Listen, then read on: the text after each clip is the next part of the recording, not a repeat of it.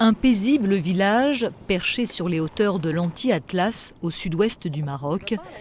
Mais derrière la beauté de ce paysage, une sombre réalité pour nombre de femmes.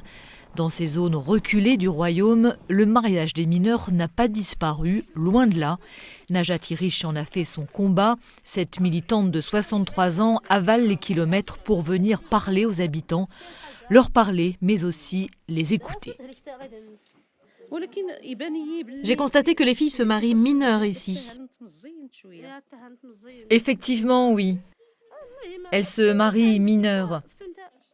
Elles y sont obligées. Toi, tu as quel âge? 23 ans. Depuis combien de temps es-tu mariée?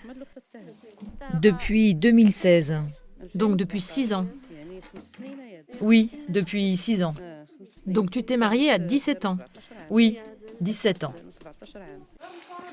Depuis 2004, le Code marocain de la famille fixe l'âge du mariage à 18 ans, mais il accorde aussi aux juges aux affaires familiales le droit d'autoriser l'union de mineurs. En 2020, 13 000 dérogations ont ainsi été délivrées, sans compter les mariages scellés par la simple lecture d'une sourate du Coran et qui ne sont pas reconnus par la loi. Voilà pourquoi la fondation Ito que préside Najat Irish organise chaque année une caravane de sensibilisation aux dangers des unions forcées et à l'importance de l'éducation des filles. En juillet, un convoi de bénévoles sillonnera cette région berbérophone de Souss Massa, où selon les dernières statistiques officielles, plus de 44% des femmes sont analphabètes. Cette première visite nous permet de dresser une grande liste des villages et des communes marginalisées qui ont besoin d'un grand travail de sensibilisation. Ensuite, nous allons organiser une deuxième visite qui nous permettra de nommer des coordinateurs dans chaque région.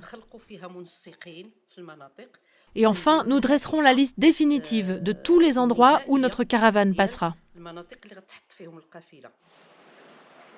Un travail de longue haleine car le mariage des mineurs reste ici un sujet tabou. Il faut prendre le temps de gagner la confiance des habitants pour que demain, les filles des villageoises mariées avant leurs 18 ans ne connaissent pas le même sort que leur mère.